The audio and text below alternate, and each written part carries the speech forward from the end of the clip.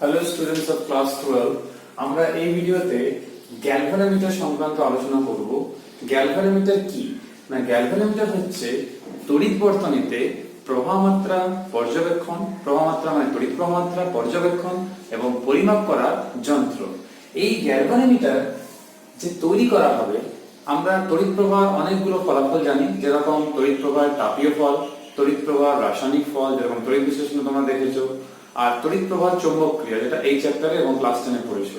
তো এই তিনটি ঘটনার মধ্যে কোন ঘটনাটি সবচেয়ে ইফেক্টিভ হবে এই গ্যালভানোমিটার তৈরিতে? না, সেটা হচ্ছে তড়িৎ প্রবাহের চৌম্বক ক্রিয়া, কারণ আমরা সমপ্রবাহ কিংবা ডিসি মাপতে চাইছি বলে। এবার আমরা জানবো এই গ্যালভানোমিটার ক প্রকারের হয়ে থাকে। তো এই গ্যালভানোমিটার হচ্ছে আমাদের মূলত দু রকমের হয়ে থাকে।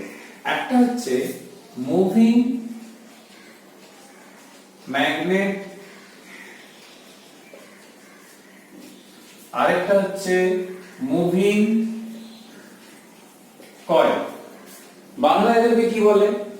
মুভিং ম্যাগনেট মানে হচ্ছে চল চুম্বক, মুভিং কয়েল এর মানে হচ্ছে চল কুণ্ডলী। তাহলে দু রকমের গ্যালভানোমিটার হয়ে থাকে, একটা হচ্ছে চল চুম্বক এবং চল কুণ্ডলী। সবচেয়ে প্রথমটায় আসি, মুভিং ম্যাগনেট কিংবা চলচুম্বক গ্যালভানোমিটার। এই গ্যালভানোমিটারে কোন নীতি এই গ্যালভানোমিটারের উপর কাজ করে? না, এই নীতি হচ্ছে চুম্বকের উপর তড়িৎ প্রবাহের ক্রিয়া। তাহলে প্রথমটার মূল নীতি হচ্ছে কিংবা কার্যনীতি হচ্ছে চুম্বকের উপর তড়িৎ প্রবাহের ক্রিয়া। সেখানে অলরেডি চুম্বক শলাকা কিংবা চুম্বক থাকে, কারেন্ট গেলে তার উপরে কি প্রভাব পড়ছে সেই প্রভাবের উপরে ভিত্তি করে গ্যালভানোমিটারটা তৈরি হয়ে থাকে। দ্বিতীয় যেটা বললাম মুভিং কয়েল মানে চলকুণ্ডলী গ্যালভানোমিটার, এই ক্ষেত্রে কি হয় না, চুম্বকের প্রভাব তড়িৎ প্রবাহের উপর, তার মানে চুম্বকীয় ক্রিয়া তড়িৎ প্রবাহের উপর, এর উপরে ভিত্তি করে তৈরি হয় মুভিং কয়েল কিংবা চলকুণ্ডলী গ্যালভানোমিটার। সবচেয়ে প্রথমে যেটা আমি বললাম যে মুভিং ম্যাগনেট কিংবা চলচুম্বক গ্যালভানোমিটার, এর উদাহরণগুলো বলি। একটা হচ্ছে ট্যানজেন্ট গ্যালভানোমিটার, আরেকটা উদাহরণ বলতে পারি সাইন গ্যালভানোমিটার, আরেকটা হচ্ছে হেলমোজ ডাবল কয়েল মানে হেলমোজ দ্বিকুণ্ডলী গ্যালভানোমিটার। এই যে মুভিং ম্যাগনেট কিংবা চলচুম্বক গ্যালভানোমিটারের উদাহরণগুলো তিনটে দিলাম, এই উদাহরণগুলো আমাদের শুধু নাম এবং প্রকারভেদ মোটামুটি জানলেই হবে। তার কারণ হচ্ছে এদের সুবিদিতা কিংবা সেন্সিটিভিটি কম, ব্যবহারিক ক্ষেত্রে অনেক অসুবিধা রয়েছে, এই কারণে এর ব্যবহার সীমিত কিংবা প্রায় নেই। ওই জন্য আর দ্বিতীয় কথা, এর সম্বন্ধে সব জিনিসগুলো আমাদের সিলেবাসের বাইরে মানে বহির্ভূত সিলেবাসের, ওল্ড সিলেবাসে ছিল। আমাদের সিলেবাসে যেটা রয়েছে, যেটা ভালো করে করতে হবে, যার সম্বন্ধে সব জানতে হবে, সেটা হচ্ছে মুভিং কয়েল। তাহলে মুভিং কয়েল কিংবা চলকুণ্ডলী যে গ্যালভানোমিটার হচ্ছে, এইটা অনেকটাই বেশি সেনসিটিভ। এই যে মুভিং কয়েল কিংবা একে আমরা অনেক সময় বলি যে চলকুণ্ডলী গ্যালভানোমিটার, এই গ্যালভানোমিটারের প্রকারভেদ বলি, দুটো রয়েছে। প্রথম হচ্ছে সাসপেন্ডেড কয়েল গ্যালভানোমিটার, বাংলায় বলা হয় সাসপেন্ডেড মানে প্রলম্বিত, প্রলম্বিত কুণ্ডলী গ্যালভানোমিটার। দ্বিতীয় হচ্ছে টেবিল গ্যালভানোমিটার। এটা অনেকটা বেশি মজবুত, কিন্তু সুবিধা কম, কিন্তু দামও অনেকটাই কম। এই যে দুটো রয়েছে আমাদের সিলেবাসে, দুটোই রয়েছে, দুটো সম্বন্ধে আমাদের জানতে হবে। সবচেয়ে প্রথমে জানা যাক এই সাসপেন্ডেড কয়েল গ্যালভানোমিটার সম্বন্ধে। এই দুটো সম্বন্ধে ডিটেইলসে জানার আগে একটু আমি বলি এই মুভিং কয়েলের ইন জেনারেল ধারণা। জেনারেল ধারণা হচ্ছে এরকম, মুভিং কয়েল গ্যালভানোমিটার মোটামুটি 10 টু দি পাওয়ার -9 অ্যাম্পিয়ার, যেটাকে তোমরা 1 ন্যানো অ্যাম্পিয়ার বলো, এই রকম রেঞ্জের প্রবাহমাত্রা মানে সূক্ষ্ম তড়িৎ প্রবাহমাত্রা যে পরিমাপ, তার ক্ষেত্রে কিন্তু এই মুভিং কয়েল কিংবা চলকুণ্ডলী গ্যালভানোমিটারকে ব্যবহার করা হয়। এবার কোন ক্ষেত্রে এটা এবং কোন ক্ষেত্রে এটা ব্যবহার করা হয় সেটা আমরা একটু জানবো। তার আগে জানি এই মুভিং কয়েল গ্যালভানোমিটারে কি থাকে না, মূলত এইরকম শেপে দুটো মেরু চুম্বকের মানে শক্তিশালী চুম্বক ক্ষেত্র, তাহলে শক্তিশালী চুম্বক তাকে এই শেপে কাটা হয়, যাতে করে যে চুম্বক বলরেখাগুলো হবে, যে চুম্বক ক্ষেত্র সৃষ্টি হবে সেটা ব্যাসার্ধ অভিমুখী হবে কিংবা অরীয় হবে মানে রেডিয়াল হবে। আর হচ্ছে যেখানেই হোক না কেন ভেতরে যে কয়েল থাকে সে কয়েলটা এভাবে হবে যে যখনই এদের মধ্যে যখন ঘূর্ণন হবে সেই আয়তাকার কুণ্ডলী ভেতরে থাকে, এখানে যে কুণ্ডলীটা কেমন থাকে না এইখানে এরকম কুণ্ডলী থাকে, যখন এই কুণ্ডলী ঘূর্ণন হবে, এবার কুণ্ডলী মানে কেমন না এই আয়তাকার একটা অ্যালুমিনিয়াম কিংবা বেতের একটা ফ্রেম আছে, এই ফ্রেমের গায়ে অ্যালুমিনিয়ামের কপার কিংবা তামার তার একদম সরুভাবে একে জড়ানো থাকে, খুব সুন্দরভাবে জড়ানো থাকে যাতে করে পুরো কুণ্ডলীটা আয়তাকার শেপের হয়ে যায়।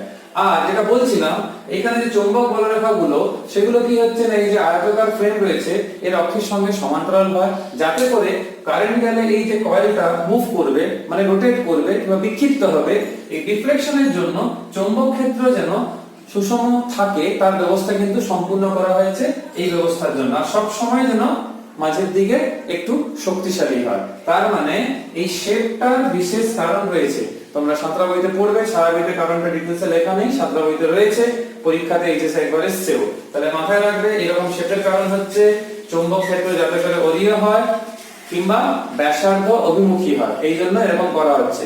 আর একটা কারণ হচ্ছে কি না এই যে কয়েল রয়েছে মানে আয়তাকার, এই আয়তাকার যে কুণ্ডলী রয়েছে এই কুণ্ডলীর অক্ষের সঙ্গে যেন চৌম্বক ক্ষেত্র বরাবরই সমান্তরাল থাকে, এই ব্যবস্থাটা করা থাকে। এরপরে যে ব্যবস্থাটা থাকে কি না এইখানে নরম লোহার তৈরি চোঙ থাকে, আর সেই চোঙটা এই যে কুণ্ডলী যদি আমি এবিসিডি নাম দিই এর মধ্যে চোঙটাকে প্রবেশ করানো থাকে। এইবারে স্বাভাবিকভাবে এখানে একটা ব্যবস্থা করব যেটা দিয়ে কারেন্ট ঢুকবে, আর এখানে একটা ব্যবস্থা থাকবে যেটা দিয়ে কারেন্ট বেরোবে, কারণ এর ভিতরে কারেন্ট না হলে কুণ্ডলী বিক্ষিপ্ত হবে না, বিক্ষিপ্ত না হলে আমরা পরিমাপ করব না। এখানে আরো কিছু থাকে সেটা আমি কিছুক্ষণের জন্য বলছি না, এইটা হচ্ছে মূল স্ট্রাকচার, এইটা তোমাদের মাথায় রাখতে হবে। এইবার প্রশ্ন হচ্ছে আমরা যে এরকম একটা ব্যবস্থা করছি এই ব্যবস্থার উদ্দেশ্যটা কি না, উদ্দেশ্যটা হচ্ছে প্রবাহ মাত্রা যেন সরাসরি এইখানে কয়েলকে দেওয়া যায় এবং তার ফলে যে কুণ্ডলী বিক্ষিপ্ত হবে সেই বিক্ষিপ্ত পরিমাণ কত মানে অ্যাঙ্গেল থিটা, সেই থিটাটাকে পার্টিকুলারলি কিংবা অ্যাকুরেটলি পরিমাপ করতে হবে। তো এই ব্যবস্থা দুভাবে করা হয়, একটা হচ্ছে এই সাসপেন্ডেড কয়েল গ্যালভানোমিটার কিংবা প্রলম্বিত কুণ্ডলী গ্যালভানোমিটার, আরেকটা ব্যবস্থা হচ্ছে টেবিল গ্যালভানোমিটার। আমরা সবচেয়ে প্রথমে জানবো এই প্রলম্বিত কুণ্ডলী গ্যালভানোমিটার। এই সম্বন্ধে যদি বলি তাহলে প্রথমে আমাদের বুঝতে হবে যে এই সাসপেন্ডেড গ্যালভানোমিটারে আমাদের এই যে শেপটা এরকম যেটা আমি একটু আগে এঁকেও ছিলাম তোমরা এখানে দেখতে পাচ্ছ, এই শেপটাকে আমরা যদি একটু ক্লিয়ারলি আঁকি যে নর্থ সাউথ, আর এখানে যেরকম আমাদের কুণ্ডলী ছিল আয়তাকার সেই তামার তার দিয়ে, এইখানে সে নরম লোহার চোঙ ছিল তার ভেতরে ঢোকানো মনে করে দেখো, আর সেই যে চৌম্বক ক্ষেত্র তার বলরেখাগুলো বুঝতেই পারছো থাকবে। এই যে চৌম্বক বলরেখাগুলো এখানে সুষমভাবে থাকছে, এইখানে তোমাদের যেটা জানতে হবে সেটা হচ্ছে এই যে নর্থ এবং সাউথ এই যে পোলগুলো দেখতে পাচ্ছ, এখানে যে চৌম্বক বলরেখাও থাকছে এই শেপের হওয়ার জন্য ব্যবস্থাটা কি এখানে না এক্সট্রা ব্যবস্থা হচ্ছে কি এইখান থেকে এইখানে একটা মিরর কিংবা একটা দর্পণ লাগানো থাকবে, আর এইখানে ফসফার ব্রোঞ্জ দিয়ে তৈরি, আর এখানে একটা আলম্বের মতো, এখানেও সেম একটা আলম্বের মতো, আর এইখানে প্রবাহ মাত্রা ঢুকবে, এখানে প্রবাহ মাত্রা বেরোবে। আমি মোটামুটি একটা ডায়াগ্রাম আঁকলাম, এদের একটা নামও দিলাম এই W1 W2, আর এখানে একটা আলম্ব ধরো P, এখানে Q। এই জিনিসটা আমি গঠনটা একটু বুঝিয়ে দিই, গঠন আমাদের পরীক্ষাতে অতটা ইম্পর্টেন্ট না হলেও মোটামুটি কনসেপ্টটা ঠিকঠাক রাখতে হবে। এইখানে প্রবাহ মাত্রাটা ঢুকছে, এই যে দেখো W1 W2 এগুলোকে বলা হয় এটা ফসফর ব্রোঞ্জ দিয়ে তৈরি, মানে একটা সংকর ধাতু ফসফর আর ব্রোঞ্জের মিক্সচার, ব্রোঞ্জ এমনি নিজে সংকর ধাতু। তাহলে এটা কেন নেওয়া হচ্ছে না দেখো আমরা কি চাইছি এটা যেন খুব হালকা হবে, মানে এই যে সুতোর মতো দেখতে পাচ্ছ মানে তারটা পরিবাহী হতে হবে, আবার দৃঢ় হতে হবে, ভারী যেন না হয়। এই রকম বৈশিষ্ট্য কোন একটা পার্টিকুলার ধাতুতে পাওয়া কিন্তু সম্ভব না, কিন্তু এই গুণাবলীগুলো একজনের মধ্যে পাওয়া যায়, সেই সুতোটা হচ্ছে ফসফর ব্রোঞ্জ। কিন্তু এমনি নরমাল সুতো হলে কি হবে, সেটা তড়িৎ পরিবাহী হবে না, আর এটা কিন্তু তড়িৎ পরিবাহী। তো এই জন্য আমরা ফসফর ব্রোঞ্জকে ব্যবহার করে থাকি, যে W1 W2। আবার কি হয়, কারেন্ট যাওয়ার জন্য একটু হিটিং হয়, তড়িৎ প্রবাহ তাপীয় ফল তোমরা পড়েছো। তো হিটিং এর জন্য কি হয়, এগুলো প্রসারিত হতে পারে। এই জন্য কি করা হয়, যে প্যাঁচগুলো দেওয়া হয় এদিকে আর এইদিকে, যে প্যাঁচটা সেটা বিপরীত দিকে দেওয়া হয়, যাতে করে যে পরিমাণ এক্সপানশনটা হবে সেইটা যেন কি হয়, প্রশমিত হয়ে যায়। এই প্রশমিত হওয়ার জন্য আমরা উল্টো দিকে কিন্তু এই প্যাঁচটা দিয়ে রাখি। এবারে কনসেপ্টটা হচ্ছে, এইটাতে এখানে দর্পণ দেওয়া হলো কেন না, যে পরিমাণ বিক্ষিপ্ত হবে দর্পণ সেই অ্যাঙ্গেলে বিক্ষিপ্ত হবে। এখানে অক্ষ দেখতে পাচ্ছ সেম। তাহলে আবার বলি, দর্পণটা যে বিক্ষিপ্ত হবে, যত পরিমাণ কুণ্ডলীটা বিক্ষিপ্ত হবে, দর্পণও সেই অ্যাঙ্গেলে বিক্ষিপ্ত হবে। সেই অ্যাঙ্গেলে বিক্ষিপ্ত হওয়া মানে আমি একটা থিটা পাবো। তো থিটাটা পরিমাপ করতে হবে। তার জন্য আমরা কি করি না, একটা আলোর উৎস যেরকম একটা ল্যাম্প আর একটা স্কেল, একটা স্কেল থাকে আর একটা পর্দা থাকে, সেই পর্দাই হিসাবে স্কেলের মতো, সেখানে আলোর প্রতিবিম্বটা তৈরি হবে। সেই প্রতিবিম্ব কত দূরে যাচ্ছে সেটা পরিমাপ করতে হবে, সেটা আমি একটু পরে বুঝিয়ে দিচ্ছি। এইখানে আগে এটা বুঝতে হবে, প্রবাহ মাত্রা ঢুকলো, বিক্ষিপ্ত হবে, চৌম্বক ক্ষেত্রের প্রভাব রয়েছে এখানে, কারেন্ট কিন্তু আবার বেরোবে। তাহলে একটা নির্দিষ্ট বেশি পরিমাণ কারেন্ট কিন্তু পাঠানো যাবে না। বেশি পরিমাণ কারেন্ট পাঠালে কিন্তু অসহ হয়ে যাবে। এই অসহ হলেই, বেশি পরিমাণ প্রবাহ মাত্রা গেলেই সহ্য করতে পারবে না, তখন কিন্তু এই ফসফরাস ব্রোঞ্জটা নষ্ট হয়ে যেতে পারে। এটা কিন্তু মাথায় রাখতে হবে। এখন যেটা আমাদের জানতে হবে, এই যে ব্যবস্থাটা আমরা করছি, যেটাকে আমরা দুদিকে ফিক্সও করে দিচ্ছি, এই ব্যবস্থাতে আমাদের কি করতে হবে না, আমাদের এটা করতে হবে, মেজারমেন্টটা করতে হবে কত হচ্ছে এই থিটা মানটা। তার ব্যবস্থা কেমন করব না, নরমাল অবস্থায় দর্পণ ধরো এই বরাবর আছে, ঠিক আছে। দর্পণটা একটু সোজা করেই আনতে হবে, কারণ বুঝতে অসুবিধা হবে। দর্পণটা সাপোজ এরকম আছে, এই যে দর্পণটা এরকম রয়েছে, সেই মুহূর্তে ধরো সাপোজ এইটা হচ্ছে আমাদের স্ক্রিন। তাহলে এই স্ক্রিন থেকে স্বাভাবিকভাবে একটা ডিসটেন্স থাকবে। সাপোজ এইখানে আমি একটা ল্যাম্প রাখলাম, মানে লাইট সোর্স এখানে রেখে দিলাম। তো লাইট সোর্স এখানে থাকলো, তো স্বাভাবিকভাবে এইখানে কি হবে না, আলো গিয়ে পড়বে। আমি কি করলাম, যে বিন্দুতে দর্পণটা সরলো যত অ্যাঙ্গেলে, আমি এরকম দিলাম, আর এটাকে আমি ডট ডট ডট ডট করে দিলাম বুঝতে সুবিধার জন্য। ফলো, এবার সাপোজ দর্পণটা থিটা কোণে বিক্ষিপ্ত হয়েছে, থিটা কোণে সরে গেছে, নাম আমি দিয়ে দিলাম দর্পণের এম এম ড্যাশ। তাহলে দর্পণটা এরকম বিক্ষিপ্ত হয়ে গেছে, আলো এসে এখানে পড়লো, এখান থেকে উৎস থেকে এলো। তো নরমালি কি হয় না, আলো এইভাবে, যদি এটা আমি ধরি, যত কোণে থাকে আপত্ত রশ্মি আর প্রতিফলিত রশ্মি, মানে এরকম সেম অ্যাঙ্গেলে হয়। কিন্তু তোমরা পড়েছো ক্লাস 10এও যে থিটা কোণে যদি রশ্মি আপতিত হয়, তাহলে প্রতিফলিত যে রশ্মিটা হয় দর্পণে, যদি থিটা কোণে দর্পণকে রোটেট করানো হয়, তাহলে প্রতিফলিত রশ্মি কত অ্যাঙ্গেল রোটেট করে না 2 থিটা। তো মনে করে দেখো ক্লাস 10 এ পড়েছিলে, থিটা কোণে যদি দর্পণকে রোটেট করানো হয়, তাহলে প্রতিফলিত রশ্মি রোটেট হবে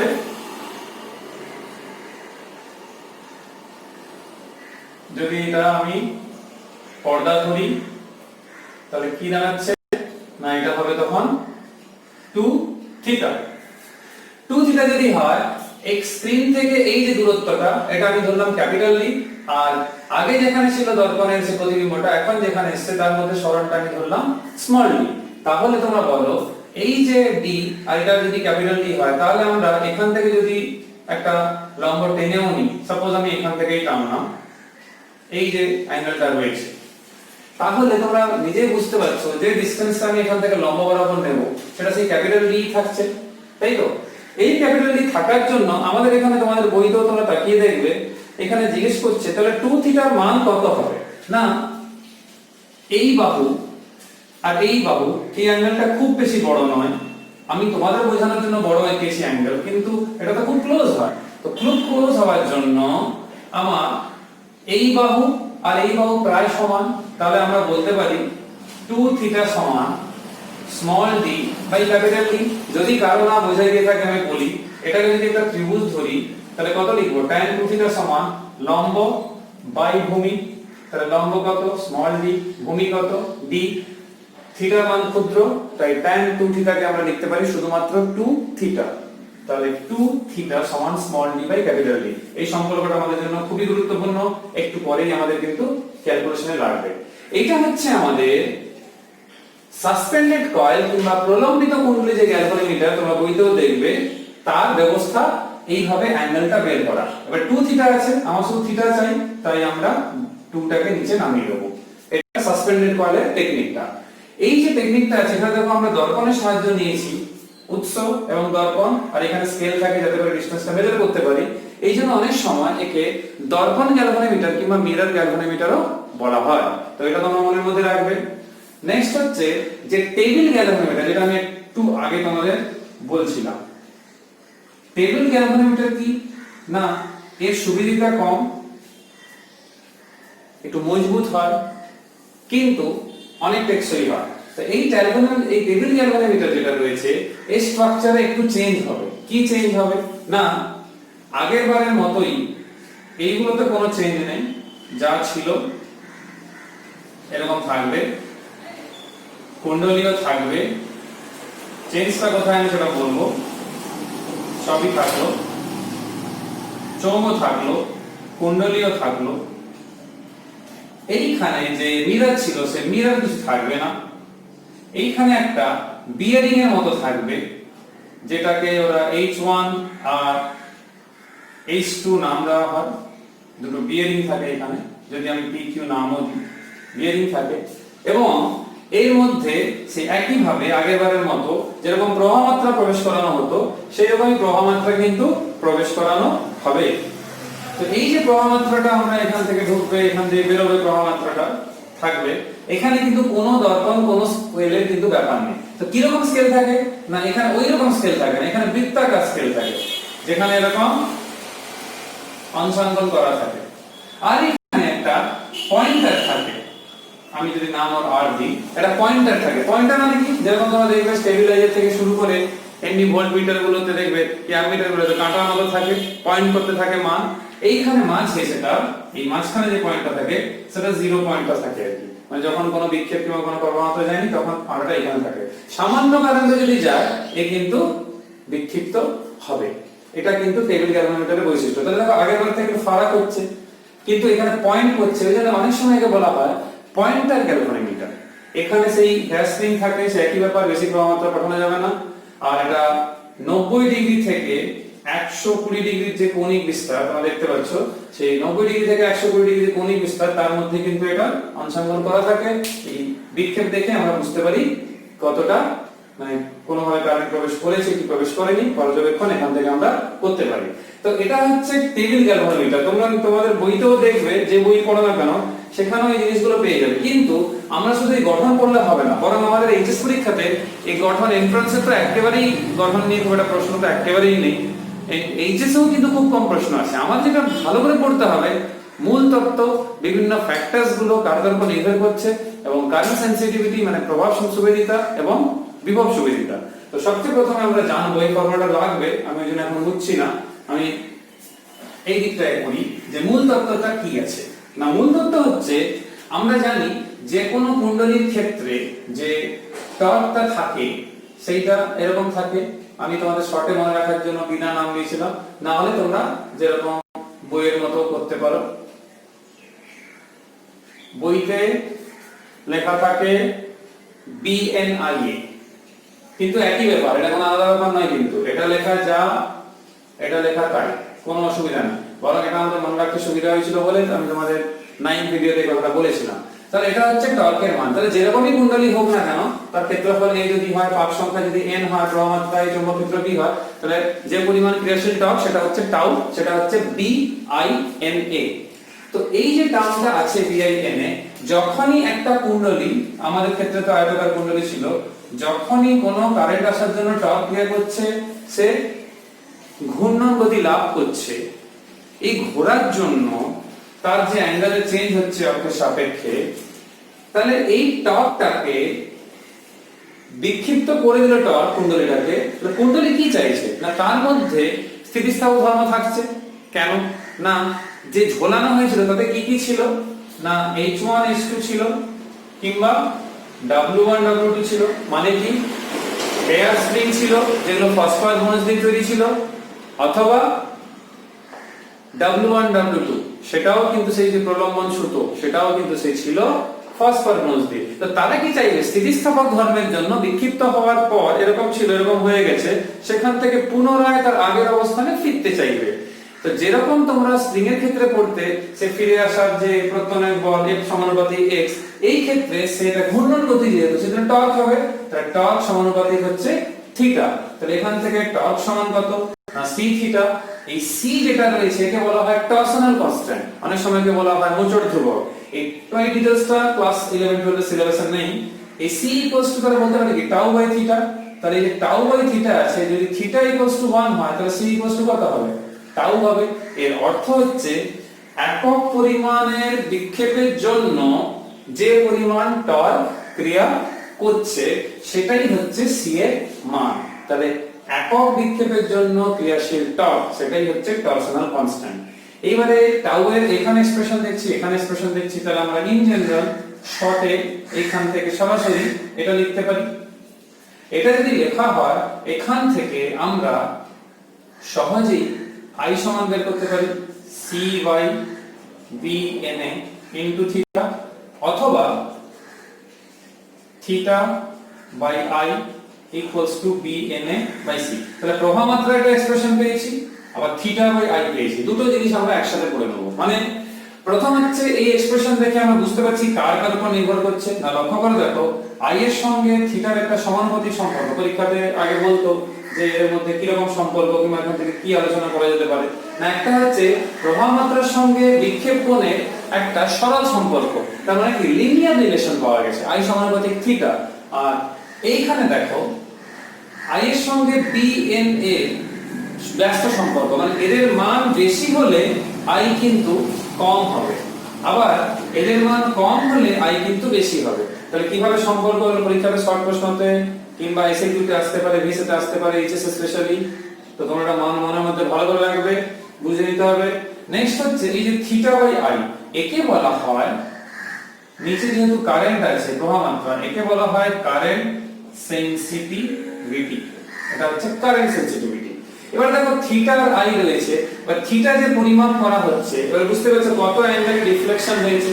তাহলে বাস্তবে কি হয় যখন প্র্যাকটিক্যালি করা হয় তখন কত ডিসপ্লেসমেন্ট হয়েছে মানে স্কেল দিয়ে পরিমাপ করা হয়। সাধারণত এটাকে মাপা হয় সেই স্কেলে যেহেতু মাপা হচ্ছে মিলিমিটার আর নিচে অ্যাম্পিয়ার, তাহলে ইউনিট হচ্ছে মিলিমিটার পার অ্যাম্পিয়ার। কিন্তু বাস্তবে কি হয় অ্যাম্পিয়ার তো খুব বড় একক, তাই যখন করা হয় তখন কিন্তু অ্যাম্পিয়ারের জায়গায় মিলি অ্যাম্পিয়ার অথবা মাইক্রো অ্যাম্পিয়ার সেই এককটা ব্যবহার করা হবে। তাহলে অ্যাম্পিয়ারের বদলে মিলি অ্যাম্পিয়ার কিংবা মাইক্রো অ্যাম্পিয়ার। তাহলে থিটা দূরত্ব দিয়ে যদি মাপা হচ্ছে একে বলা হয় প্রবাহ সুবেদিতা। পরীক্ষার প্রশ্ন আসছে প্রবাহ সুবেদিতা কিভাবে বাড়ানো যায়, প্রবাহ সুবেদিতা কার উপর নির্ভর করে। তো এইখান থেকে তোমরা প্রবাহ সুবেদিতা বের করতে পারো। তাহলে প্রবাহ সুবেদিতা কি করে না কত ডিফ্লেকশন পার ইউনিট কারেন্টের জন্য। তা নির্ভর করছে কি বি এর উপর, এন এর উপর, এর উপর, সি এর উপর। তো দেখো শক্তিশালী চুম্বক নিলে বি বেশি হয়ে যাবে, তাহলে প্রবাহ সুবেদিতা বেড়ে যাবে। মানে কত সূক্ষ্মভাবে পরিমাপ করতে পারবে প্রবাহ মাত্রা। পাক সংখ্যা যদি বৃদ্ধি করে দিই তাহলেও বেড়ে যাবে, ক্ষেত্রফল যদি বৃদ্ধি করে দিই তাহলেও কিন্তু বেড়ে যাবে। কিন্তু সিটাকে কমাতে হবে। সিটাকে কমানোর জন্য সূক্ষ্ম হালকা নেওয়ার জন্যই, যাতে করে জাব্দ ভ্রামক বেশি না হয়ে যায়, ভর যেন বেশি না হয়ে যায়, ওই জন্য আমরা ফসফর কোণ তৈরি সেই সুতো কিংবা প্রলম্বন কিংবা হেয়ার স্প্রিংটা নিয়ে থাকি, যাতে করে সি এর মানটা কম থাকে। এটাও মনে রাখতে হবে। কিন্তু এই বি এর ক্ষেত্রেও ঠিক আছে যে শক্তিশালী চুম্বক নিলাম, যেটা আমরা দেখেছি এরকম চুম্বক ছিল। কিন্তু প্রবলেম হচ্ছে এর আর এর ক্ষেত্রে পাক সংখ্যা যদি বৃদ্ধি করে দেওয়া হয় তাহলে একটু ভেবে দেখো কুণ্ডলীর জাব্দ ভ্রামক তো বাড়বেই, তার সাথে সাথে যেহেতু পাক সংখ্যা বাড়িয়ে দেওয়া হয়েছে কুণ্ডলীর রোধ বাড়বে, কুণ্ডলীর ভর বাড়বে। ক্ষেত্রফলের ক্ষেত্রেও তাই, যেহেতু তুমি এ বাড়িয়ে দিচ্ছ তাহলে আকারেও বড় হয়ে যাবে, তাহলে তাকে ক্যারি করা একটা সমস্যা কিংবা মুভ করানো একটা সমস্যা। দ্বিতীয় সমস্যা হচ্ছে যেহেতু আমরা বলছি এরিয়া বেশি করে দেবো, তাহলে আকার বেশি, ভর বেশি, জাব্দ ভ্রামক বেশি, তাহলে থিটা বাই I যত খুশি কিন্তু বাড়ানো যায় না, কারণ খুব বড় যখন হয়ে যাবে তখন তার রোধও কিন্তু বেড়ে যাবে, তাই তো। তাহলে এখান থেকে মাথায় রাখবে যে আমরা কিন্তু যত খুশি কিন্তু কারেন্ট সেন্সিটিভিটি কিংবা প্রবাহমাত্রা সুবিধা কিন্তু বাড়াতে পারি না।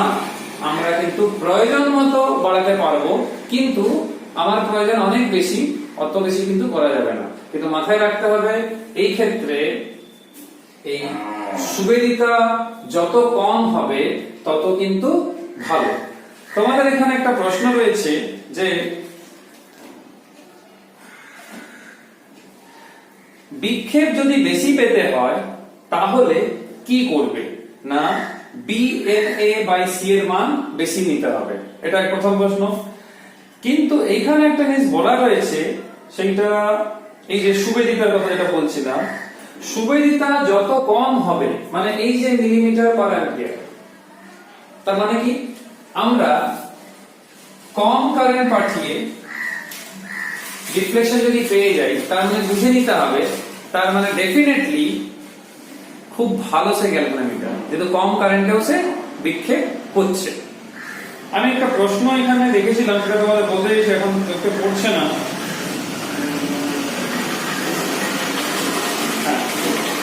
সুবেদিতার মান যত কম হবে তত ভালো, কিন্তু এইখানে কিন্তু কম করতে হবে না, এখানে কিন্তু বেশিই করতে হবে, কিন্তু এগুলো বাড়াতেই হবে, না হলে কিন্তু এটা বেশি হবে না। কিন্তু ইন জেনারেল সুবিধা মানে কি, কম রিফ্লেকশন দিই কিন্তু সামান্য পরিমাণ প্রবাহ মাত্রাতেও যদি বেশি রিফ্লেকশন দিয়ে দেয়, তার মানে আমাকে বুঝে নিতে হবে যদি প্রবাহ মাত্রা পাঠিয়েছি একটু হলেও তাতেও রিফ্লেকশন দিচ্ছে, তার মানে গ্যালভানোমিটারটা নিশ্চিত সেনসিটিভ। আর যদি নন সেনসিটিভ হয়, কম সেনসিটিভ হয়, অনেক প্রবাহ মাত্রা পাঠালে সামান্য রিফ্লেকশন করছে, এটা মাথায় রাখতে হবে। তাহলে সেনসিটিভিটি আমরা হাই চাইবো যাতে করে এটা হয়, কিন্তু শুধু কারেন্ট সেনসিটিভিটি পড়লে হবে না, ভোল্টেজ সেনসিটিভিটিও পড়তে হবে।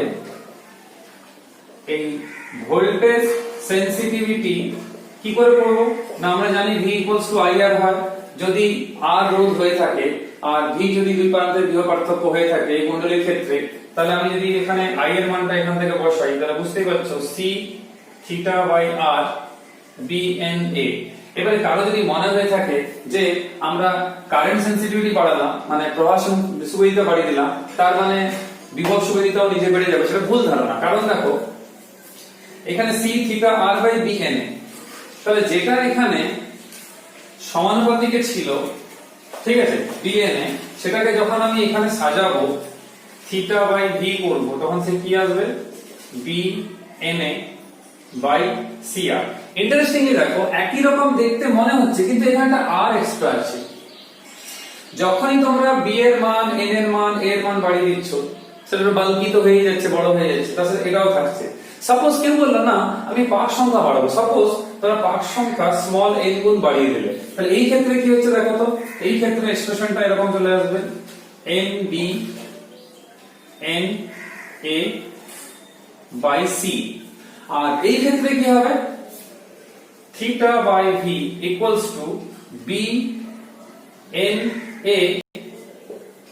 দেখো n একটা থাকছে, কিন্তু যেহেতু তোমরা n সংখ্যক পাক বাড়িয়ে দিয়েছো, পরিবাহী যে কুণ্ডলী যে রোধ তারও কিন্তু পরিবর্তন হয়ে গেছে, তার মানে n কিন্তু কেটে যাচ্ছে, তার মানে এর ক্ষেত্রে কিন্তু বিভব সুবিধা যেটা আছে সেইটা কিন্তু পরিবর্তন হলো না, কিন্তু যে whereas প্রবাহ সুবিধা যেটা সেটা কিন্তু পরিবর্তন হয়ে যাচ্ছে, এটা তোমাদের কিন্তু মাথায় রাখতে হবে। তাহলে এখান থেকে যেটা তোমাদের মনের মধ্যে রাখতে হবে, এই এক্সপ্রেশনটা কোন কোন বিষয়ের উপর নির্ভর। যে দুটো গ্যালভানোমিটার আমরা পড়লাম, তোমরা মাথায় রাখবে প্রলম্বিত কুণ্ডলী গ্যালভানোমিটার বেশি সুবেদী টেবিল গ্যালভানোমিটারের তুলনায়। অর্থ হচ্ছে যে যদি আমরা 1 মিটার দূরে আছে, সাপোজ এই পর্দা থেকে আমাদের এই মিররের দূরত্ব 1 মিটার, আর আপেক্ষিক সরণ মানে যেখানে ছিল সেখান থেকে যে সরণ হচ্ছে সাপোজ সেটা 1 মিলিমিটার, এই 1 মিলিমিটার সরণ কিংবা আপেক্ষিক সরণের জন্য যে 1 মিটার দূরে পর্দায় আছে, এইটার জন্য যে প্রবাহ মাত্রা দরকার সেই হিসাবে কিন্তু সুবিধা পরিমাপ করা হয়। ওই জন্য একক সুবিধা প্রবাহ মাত্রা সুবিধার কথা বলছি, এইভাবে হয়। আর প্রলম্বিত কুণ্ডলী গ্যালভানোমিটারে এই সুবিধার মান হচ্ছে 10⁻⁹ অ্যাম্পিয়ার পার মিলিমিটার। তাহলে এখান থেকে বুঝতে পারছো কারো ক্ষেত্রে হয়তো 1 অ্যাম্পিয়ার পার মিলিমিটার, মানে সেখানে 1 অ্যাম্পিয়ার প্রবাহ মাত্রা পাঠালে হয়তো 1 মিলিমিটার সরণ হয় কিংবা ডিসপ্লেসমেন্ট হয়। আর এর ক্ষেত্রে দেখো 1 অ্যাম্পিয়ার প্রবাহমাত্রা পাঠালে 10 টু দি পাওয়ার -9 অ্যাম্পিয়ার প্রবাহমাত্রার কিন্তু ডিসপ্লেসমেন্ট হয়ে থাকে। তার মানে সুবেদিতার মান এইখান থেকে যদি বলা হয়, আগের আলোচনার বিপরীত পাওয়া যাচ্ছে, এই ক্ষেত্রে কিন্তু সুবেদিতার মান কম মানে সেই গ্যালভানোমিটার বেশি সুবেদী।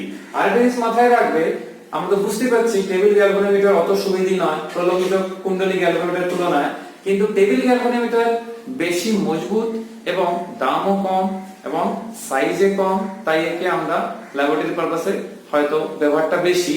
আর এই মোটামুটি আমাদের 50 মাইক্রো অ্যাম্পিয়ার আর এদিকে 50 মিলি অ্যাম্পিয়ার, এই রেঞ্জের যে আমাদের ভ্যালু রয়েছে কারেন্ট, এই প্রবাহমাত্রার রেঞ্জে কিন্তু এর ব্যবহারটা একটু বেশি থাকে। তাহলে এইখানে একটা প্রশ্ন রয়েছে যে এই যে গ্যালভানোমিটার আমরা দেখছি, এখানে গ্যালভানোমিটারকে আমরা যখন ল্যাবে ইউজ করব তার কি কোনো পার্টিকুলার পজিশনে রাখবো, লাইক ট্যানজেন্ট গ্যালভানোমিটার কিংবা সাইন গ্যালভানোমিটারের ক্ষেত্রে? কিন্তু মনে রাখবে ওরকম কোনো কিছু ব্যাপার নেই, কারণ এই গ্যালভানোমিটারে কোনো চুম্বক শলাকা নেই। চুম্বক শলাকা থাকলে তাকে চুম্বক মধ্যতলে রাখতে হতো, এই ক্ষেত্রে যেহেতু চুম্বক শলাকা নেই তাকে চুম্বক মধ্যতলে রাখার কোনো রকম ব্যাপার নেই, এটা কিন্তু মাথায় রাখবে। আর একটা কথা বলা হয়নি, এখন মনে পড়লো যে প্রলম্বিত কুণ্ডলী গ্যালভানোমিটারের আরেকটা নাম হচ্ছে যে ডি আর্সেনাবল গ্যালভানোমিটার। ডি আর্সেনাবল গ্যালভানোমিটার বিজ্ঞানীর নাম অনুসারে। তো এই ডি আর্সেনাবল গ্যালভানোমিটার আর প্রলম্বিত কুণ্ডলী গ্যালভানোমিটার কিংবা সাসপেন্ডেড কয়েল গ্যালভানোমিটার দুটো কিন্তু একই। তাহলে এই সাসপেন্ডেড কয়েল গ্যালভানোমিটার অতগুলো পজিটিভিটি রয়েছে, তাহলে এখানে সমস্যাটা কোথায়? না, সমস্যা হচ্ছে একটা, সেটা হচ্ছে প্রবাহমাত্রার সীমা যদি বেশি হয়ে যায় তখন কিন্তু সে ওভারলোড হয়ে যায়। ওভারলোড হয়ে গেলে সে H1 H2 কিংবা W1 W2 যে হেয়ার স্প্রিং ছিল কিংবা ফসফরাস ব্রোঞ্জের যে প্রলম্বন যে সুতো ছিল সেটা কিন্তু পুরোপুরি নষ্ট হয়ে যেতে পারে, তখন কিন্তু গ্যালভানোমিটারটা অকেজ হয়ে যাবে, কাজ করবে না। ওই জন্য প্রবাহমাত্রার সীমা, কতটা সীমা দেওয়া যাবে তার থেকে বেশি কিন্তু কোনোভাবেই যেন প্রবাহমাত্রা প্রবেশ না করতে পারে গ্যালভানোমিটারের মধ্যে, সেটা কিন্তু খেয়াল রাখতে হবে। তো এখানে আমাদের গ্যালভানোমিটার প্রকারভেদ সম্বন্ধে যা যা আলোচনা ছিল সিলেবাসে সেগুলো আমরা করলাম। নেক্সট ভিডিওতে আমরা গ্যালভানোমিটার থেকে কিভাবে অ্যামমিটার ভোল্টমিটার রূপান্তরিত করব সে নিয়ে আলোচনা করব, আর তাতেই আমাদের এই চ্যাপ্টারটা শেষ হবে। সবাই সুস্থ থেকো, ভালো থেকো। Till then, by.